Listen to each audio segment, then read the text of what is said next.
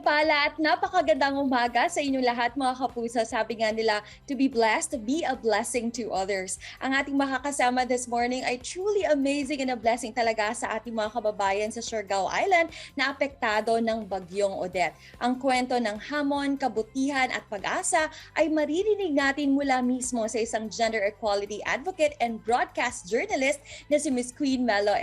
Good morning, ma'am, and welcome dito sa At Home with GMA Regional TV. Kamusta po kayo? Good morning, Attorney Resi, and good morning to everyone who's watching right now. Magandang umaga sa inyong lahat. Maayong buntag. Ma'am Melo, how long have you been staying in Siargao Island na po?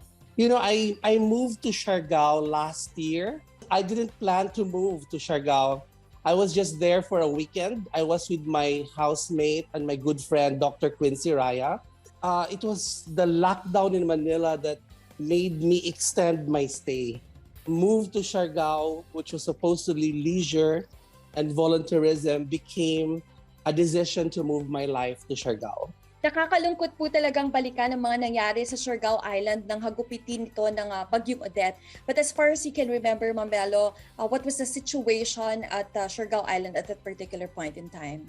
Yeah, you know, looking back, definitely that was the most terrifying experience for me. So I evacuated my place, which is by the beach, 2 days before the typhoon. When the typhoon hit the island and it wasn't too close enough na hindi ko nakikita ang nangyayari, there was enough, I could view the what was happening around me, but at the same time, I could not feel the danger because I felt so safe on the second level of the fire station. So hindi kami nakaramdam ng near-death experience. Land and assets were destroyed, but much of the people in Siargao are alive. So we have to be thankful for that. What was your initial reaction also when you saw the aftermath of Bagyong Odette? Alam mo yung kasi when you experience the typhoon as intense as Typhoon Odette, the shock is just so, parang everybody's shocked. So lahat ng nakausap mo, parang tuliro.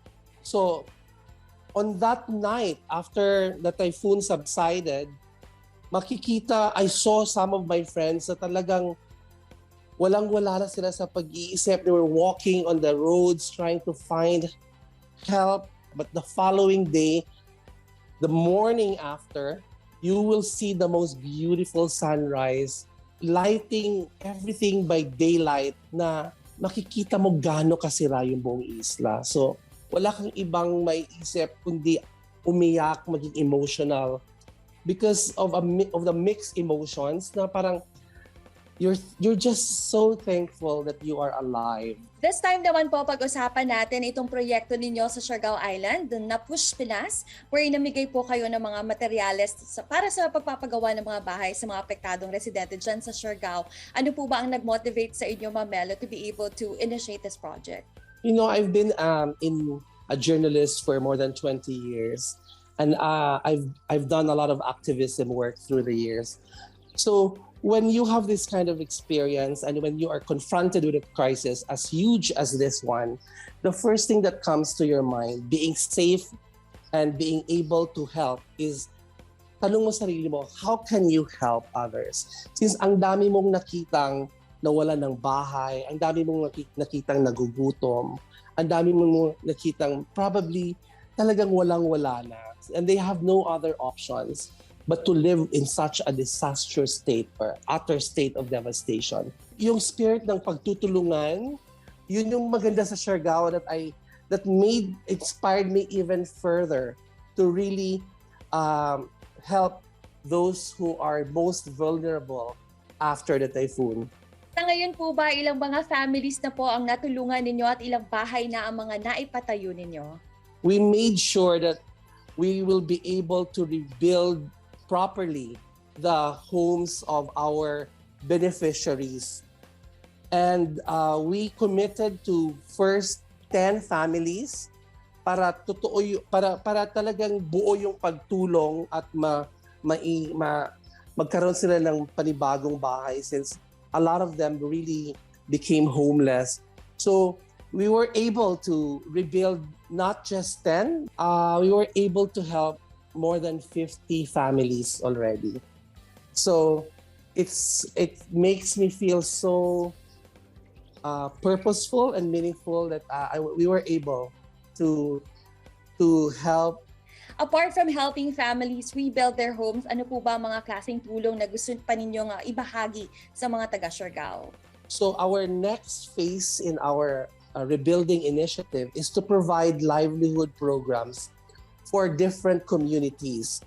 So our group, Push Pinas, we partnering with Down to Earth Farms. We will start a agricultural initiative to make sure that the barangay will be able to farm their own consumption of food. So we intend to implement that probably by April or May. May we also know what are your hopes and aspirations para sa ating mga kababayan in Siargao? We all hope that one day Siargao will go back to its glorious, magnificent tropical paradise that it has always been. But what is important is that the new growth of Siargao post-Odette, I hope, will be more mindful with environmental protection, with taking care of each other. So, more mindful, more conscious ang bagong Siargao. We also would want to know what's happening now on the ground. Nakabangon na po ba ang Siargao, Queenmelo? And kumusta din po ang mga naging interventions ng ating mga government agencies concerned?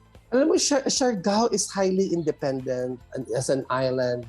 May sariling energy ang Siargao na nagtutulungan eh. So ang bilis-bilis ng simula ng pagbangon ng Siargao. But of course, hindi pa rin tayo fully recovered. Ang dami pang kailangan gawin.